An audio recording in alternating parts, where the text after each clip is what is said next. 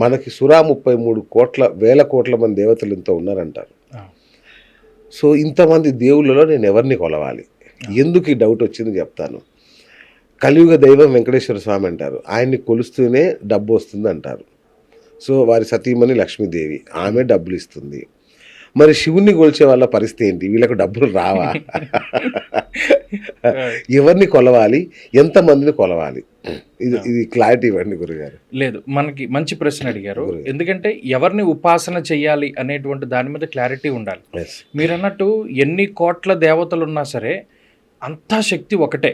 మీరు మనకి అష్టాదశ పురాణాలు ఉన్నాయి. మధ్వయం భద్వయం చైవ భ్రత్రయం వచతుష్టయం అనాపలింగ కూస్కాని పురాణాన్ని పృథక్ అష్టాదశ పురాణాలు గుర్తుపెట్టుకోవడానికి శ్లోకం.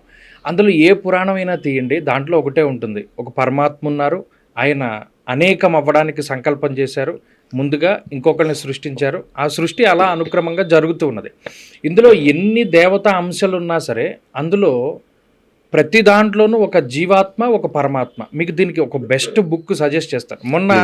నేను మొన్న శాంతి కమలాకరం గురించి చెప్పినప్పుడు కొన్ని వందల మంది దాని గురించి అడిగారు, అవి తెలియదు. అలాగే త్రిపుర రహస్యము అనేటువంటి ఒక పుస్తకం ఉంది.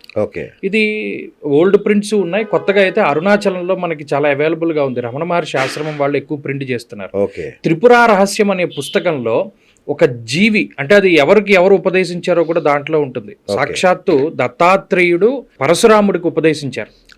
సాక్షాత్తు దత్తాత్రేయుడు, సహ్యాద్రి పర్వతాల్లో ఉన్నటువంటి దత్తాత్రేయుడు, భూమండలం మొత్తాన్ని జయించినటువంటి పరశురాముడు తన తండ్రికి పితృతర్పణం వదిలిన తర్వాత ఆయన జయించినటువంటి మొత్తం భూమంతటిని కూడా దానం చేసేసి ఎక్కడికి వెళ్లాలో తెలియక తిరుగుతూ ఉన్నటువంటి టైంలో దత్తాత్రేయుడు గురువుగా ఆయన భావించి అప్పుడు ఈయన ప్రశ్నలు అడిగితే దత్తాత్రేయుడు ఉపదేశం చేశారు.